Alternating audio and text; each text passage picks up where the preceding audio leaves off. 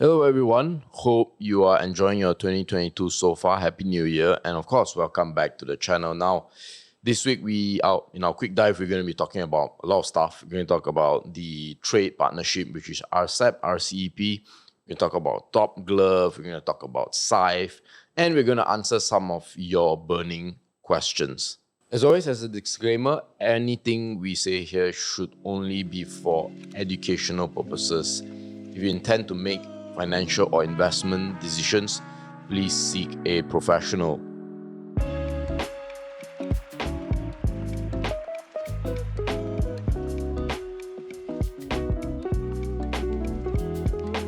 Wanting to start the 2022 with a bang and just trying to find your footing in building that 6 to 7 figure portfolio, we have the perfect solution for you. There's a FIRL Masterclass coming up, and you can check the registration in the comments section below. So we start off with trade, and Malaysia, in 2021 for the first time actually surpassed 2 trillion, right? These are small, actually quite a big win for It's quite Malaysia, a big win, yeah. Right? And this is, I think part of it is just a bounce back from COVID the previous year as well. Correct. So that is fantastic. We are a trading nation after all. But what's interesting is that none of this actually includes the China-led RCEP, right? The Regional Cooperative Economic Plan. Correct. It's yeah. quite a mouthful. Yeah, RCEP, right? We call it. So I know you've got something you want to say about RCEP. Actually, the other thing I'd like to highlight from this one, MJ, is actually that we are in a trade surplus. Yes. So I think kudos to the entrepreneurs, to the agencies that actually led this surpassing of this 2 trillion. I think, with all this doom and gloom that we have in Malaysia, Yep. yeah, at least something to cheer about. We're in a trade surplus. We've always, in a way, we've been a trading nation all this while, like you pointed out. I think what I wanted to highlight here as well, MJ, was the amount of trade that happens in between certain countries and then leading towards RCEP. Yep. Because if you look at trade with ASEAN, it's a very important partner for Malaysia. And if you look at the total import and exports, ASEAN in itself, right, is easily 5 times 500 billion. It's 25% of the total trade exports and imports. Correct. And to no surprise, if you look at the product breakdown, E&E is number one. Mm-hmm. Petroleum products, palm agriculture, and chemical products. I mean, we are in a way in somewhat of a sweet spot, but also somewhat of a conundrum because of the size of our population. And why population matters is because ASEAN in itself, you're talking about 10 nations, and then the greater Southeast Asia, all in, I think it was about 600 million. 600 million, correct. Half of them come from Indonesia. Basically. Correct. Yeah, 300 million, right, from Indonesia. No, 200 something, almost 3, close almost to 3. Yeah. So we, as a country 10 times smaller than Indonesia, for whatever products or services or goods that we manufacture, right, we need a bigger TAM. Yeah. Yeah, for sure. And this leads towards RCEP. As you've rightly pointed out, is a very big trade agreement. It's actually largest by GDP, measured by GDP. Few things I want to point out. First multilateral agreement, including China. First between China and Japan, as well as Japan and South Korea. I didn't know that. Mm-hmm. Okay. It has a combined population. It will serve a combined population of 2.3 billion. That's about 30% of the world's population. GDP of 28.5 trillion. Yep. Right. What is important is actually the RCEP is actually designed to remove tariffs of up to 91% of goods. So you've got this trade agreement. It's bigger than the EU, the original Trans-Pacific Partnership, and it opens up a lot of doors for ASEAN trading for Malaysia as well. Based on what I've read, we've not seen Malaysia ratify it yet. Yeah. So MJ, probably in your experience reading up about trade agreements, what are your thoughts about having RCEP? So some context. RCEP is a response to the Trans-Pacific Partnership, which was introduced by Obama, right? President Obama as a way to strengthen the US's economic ties within the nation, but really it's something of a bulwark against the rise of China. And President Trump ended it, and then China introduced the RCEP to kind of try to replace it. One of the big part about the Trans-Pacific Partnership was the, like, for example, if you are going to trade goods and all that, and then you're going to have a more common market, right? Correct. What happens is that certain rules need to be in place, Yes. right? So obviously the US typically have more rules than China, and one, key among them is the intellectual property rights. So that's very important, regardless of what trade agreement you Correct. are trying to propose, right? Correct. And so my thoughts are is that, yeah, we can talk about the reducing of tariffs, which I think that is doable, because even though there are challenges, and the challenges being that each country will have certain things that they want to have tariffs on to protect national interests or whatnot. But that aside, I think the biggest hurdle personally would be the intellectual property, because if I create a product in Malaysia and I want to sell it to anywhere, Vietnam, China, whatnot, I need to know that, it's okay. Yeah. Right. People won't reverse engineer my product and service, and At least I get a chance to defend myself. At least there is a common, let's say, trading court or economic court to settle this sort of disputes. Yeah. I think that would be the big challenge. That would be less of a challenge if, let's say, the TPP was around. But if the nations don't really care about this, then I think it should be no problem. Yeah, I think it's a good point you raise, especially for what we call the conundrum of nations going into a more developed economy, because that's where you have people with who build highly engineered products. Yeah, They want to protect exactly. the IP. But I mean, we're just trading, I don't know, beef and eggs and plastics, it's not really a problem. Correct. More commoditized products, Yeah, then I think that's the right. RCEP is going to be very beneficial, because you're talking about opening up an economic zone Yeah. that is, you have a bigger time, put it this way. Yeah, and commodities have natural, let's call it patterns in a way, where intellectual property rights, like for example, when we sell gloves, right, we are cheaper, so Correct. we don't need a law to say that, other people cannot sell, other people can't sell because it's cold. Yeah, or on an extreme case of food, Kobe beef. I don't think exactly. no one can. Not to say no one. It's hard to replicate a Kobe beef. That's right. I mean, why Vietnam is going to be a big exporter of pork? Because look, in ASEAN, a lot of the nations are Islamic, right? Yeah, exactly. So it's already naturally they're going to dominate that already. And internally, domestically in itself, the population is big enough to cater as well for that kind of demand for pork. Yeah. So how big is RCEP? There you go. 10 Asian member countries, 5 Asian FTA partner countries. It's really the world's biggest trade agreement. I think in what TPP was, or the CPTPP was trying to do, were actually better than RCEP, was actually in terms of labor laws. Yeah. So these are the rules that I was talking about, right? Correct, Human rights, correct. labor laws, and all that. Correct, intellectual properties. And I think better something than nothing. Right now, I mean, of course. There were 20, if I'm not mistaken, 27 rounds of bilateral discussions to even get this ratified. Yeah. So can you imagine CPTPP? Hopefully they will get there with more stringent laws. And it's just a progression towards a more, how would I say, rather than just the conducive environment to do trade, but also the protectionism that the people who are creating this product will actually... Actually, if I'm not mistaken, the TPP was already ratified by all parties. Correct. It's just that Trump decided to stop it. Decided to pull it, yeah. Yeah, so... I think Malaysia also signed it. Yeah, there are a few, even South American nations. I think Chile was part of the TPP as well. Yeah. Basically, anyone that can trade across the Pacific, that's why they call it the Trans-Pacific Partnership. So, countries like Chile and all that are involved. Of course, they are facing the Pacific Ocean. Correct.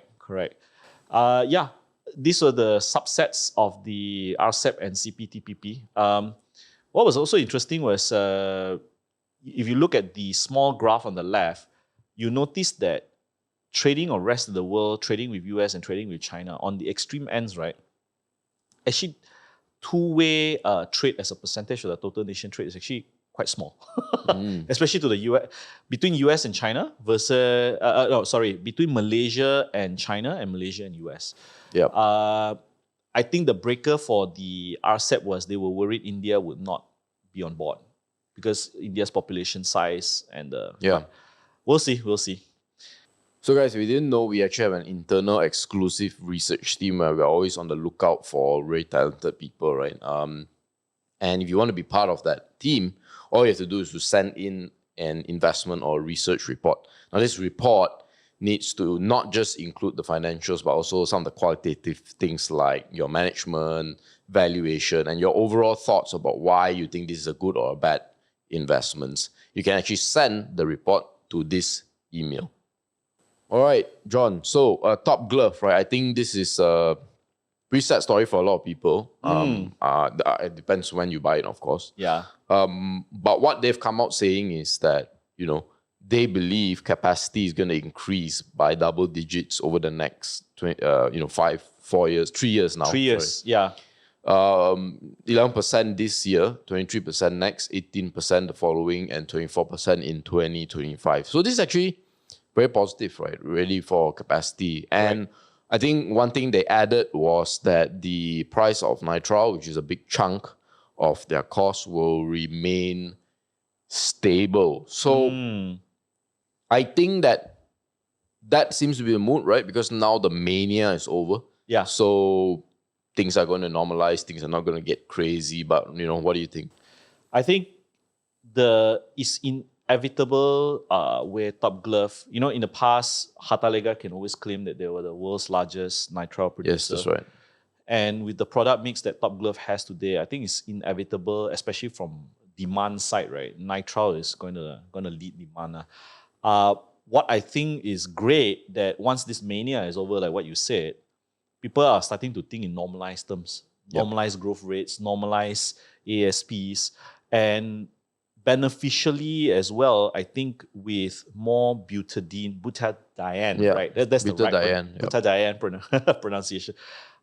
Coming on stream, especially locally in Malaysia, I think it's good because in the past, when we did our deep dive, a lot of the butadiene supply was actually coming from Korea, China, and I think with Pengerang and Rapid starting up, I think it's a good thing that because last time we used to have the advantage, MJ, Top Glove, natural latex, we grow, we plant them here.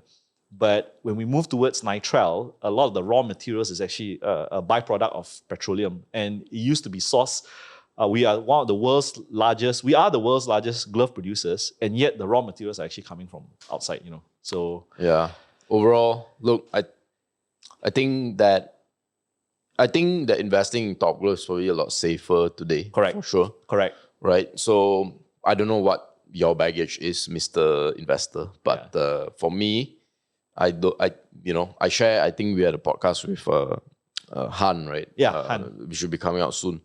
And I do agree with his view that now that the mania is over, I think people can invest with a lot clearer heads. And you have a lot of margin of safety now at this point. A lot. Yeah, unless your entry point or your average cost was much higher, then obviously if you're hoping to bounce back, then it's a little bit of a tall order.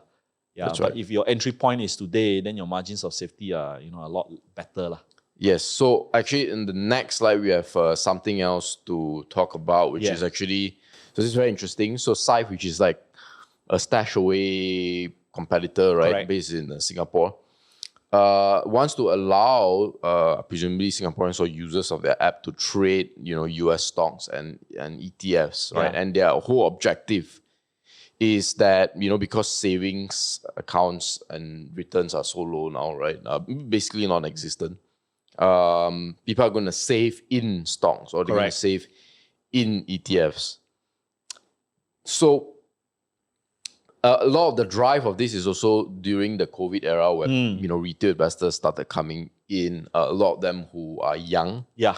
So I think we were having a discussion before this that, is it good or is it bad that now retail investors have a lot more access to global markets? And to your point, MJ, about our earlier discussion, it's like you're trying to get these guys on who probably just got their license to get them to drive in an F1 circuit. Yeah. And it may be a good or bad thing because if they crash, hopefully they learn and to do things more methodically better. And if they had gotten that first taste of making money as well, I think it's good as a realization that actually by just doing nothing and putting it into savings, your hidden enemy is actually inflation. I laud these providers that there is a more frictionless way of trading US stocks, even Malaysian stocks or whatever. But I guess the plea that I have is that do realize that when you it's so frictionless, you're actually like, you just got your driver's license and you're trying to drive on an F1 circuit. So Yeah, I think the thing is, I think access is only one thing, but correct. The challenge is going to still be, can you do it or not, right? Yeah. And, Robin Hood was a good case, right? Oh, They yeah. created a lot of access, but, a lot of people still didn't make money, right? Yeah, that's right. So the market is not a very forgiving place. You need to learn. You need to be at a certain level of effort and even talent And for competence. you to be, competence for you to be in the running to succeed and to survive. Correct. And it's a hard one because there's nothing illegal or bad about this, but we know for a fact, because most people will not want to educate themselves and learn. We're having a discussion before this. Yeah. People's attention span are so short now, Yeah. right? Like sub 2 minutes. So how are you supposed to excel at one of the hardest things to do in the world, which is investing, when you can't really focus, right? Then Correct. you have life, you have family, you have like jobs and all that. So I mean, I don't think that, they're always selling their stockbroking service as the cheapest, the most accessible, but is that benefit to people? I think it's obviously, people are free to do it. Yeah. Syfe is free to create things like that, but Correct. overall, all the benefits, I think, of cheaper and faster, more accessible will be greatly offset by your lack of ability, most people's lack of ability to invest properly. Correct. This is just one part of the equation. Of course. Yeah. Okay, guys, if you are enjoying the video so far, remember to share it with your friends. And of course, don't forget to like, comment, and subscribe. Click on the notification bell so that you know when new videos are fresh out the oven.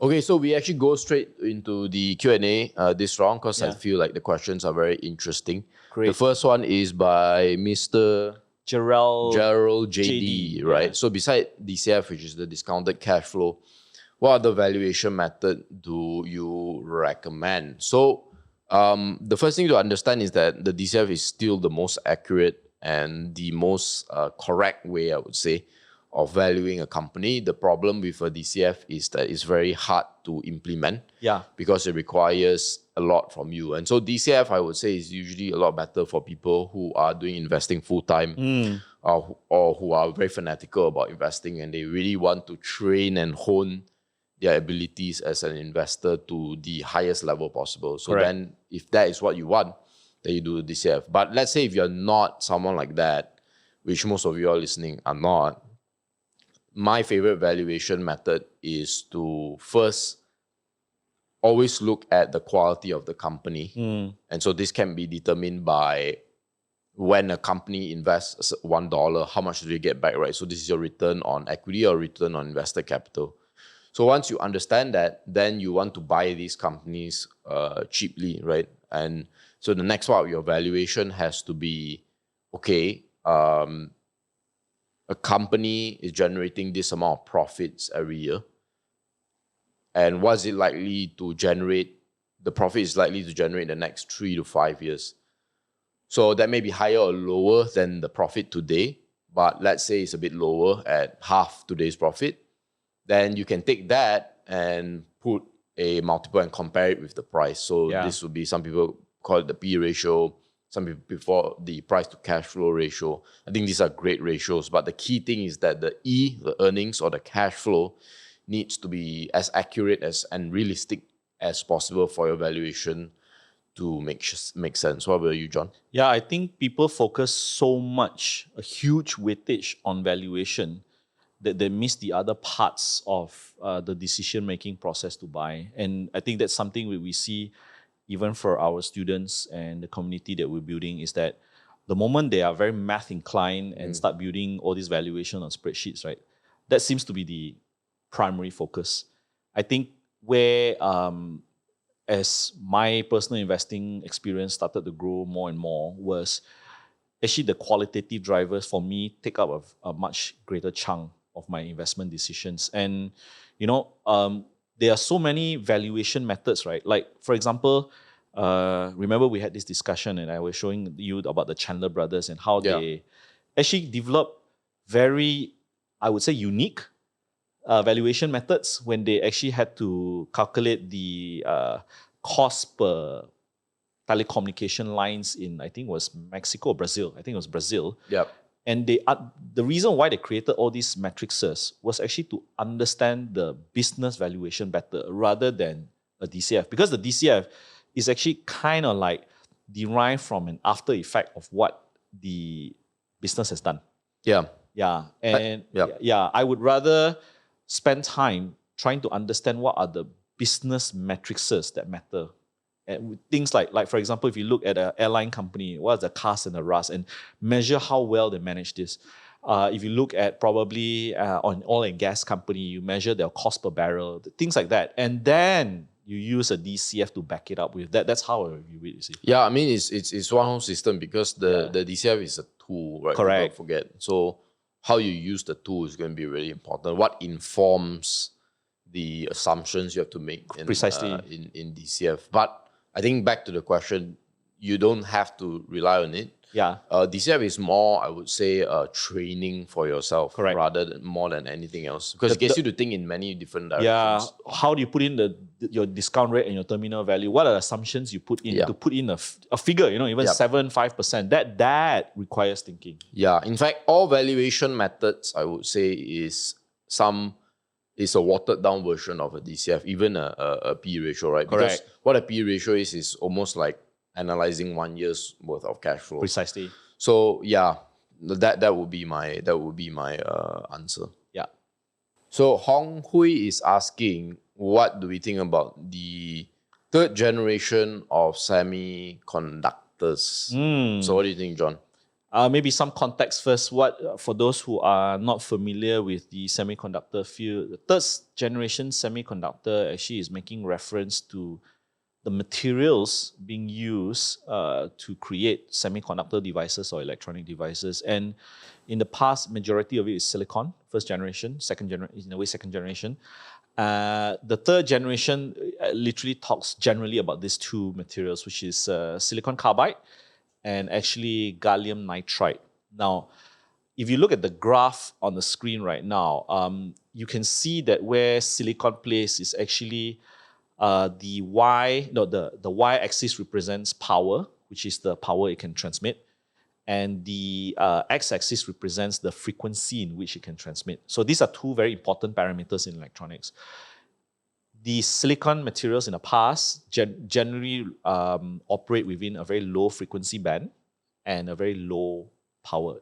After that, then thermal conductivity suffers and magnetic field actually suffers. So to those who are non-familiar with the reason why this is important is because what are the applications today? You see 5G coming out. So when you see 5G coming out, they need to transmit at a higher frequency. And you need materials like gallium nitride, which operates at a higher frequency more efficiently and having a better magnetic field, being used as materials into this. So you think about your phones, your telecommunication switches, the electronics that goes into power the telecommunication network. And for the silicon carbide application, you're talking about higher thermal conductivity. What does it mean? If you want Tesla, they have this thing called a supercharging, right? Yep. Or your phone, you were just talking about your phone, right? You have this, you buy this. It charges in like less than like 30 minutes. Correct. And the reason why it can charge that high is because it takes on a higher current load. But the moment you have a higher current load and with okay, quote unquote older materials, Energy loss. there's a lot of energy loss, heat is dissipated, and that's where. So by having silicon carbide, the thermal conductivity is more efficient, and because of that, that's where you achieve that kind of charging rates that you see. So this third generation, I think it's super exciting, to be honest. When I was doing my postgraduate, I was actually one module was actually power electronics, and just your power device or converter takes a lot of engineering work, just to have your power. Yeah. And the limitations of the material of the past actually limited quite a lot. The reason why all these materials are not being used today is that it's very expensive. And I think with human ingenuity, with scale, it actually brings the cost down, and it actually makes more efficient use of semiconductor devices. I'm actually looking forward. It's just that commercial viability is something to be seen, and it will take time. Yeah. Okay. Hey guys, hope you enjoyed the video. If you like this sort of content, come check out some of our other videos. And of course, if you want to connect with us, come follow us on Instagram, Facebook, join our Telegram group for updates, and see you in the next video.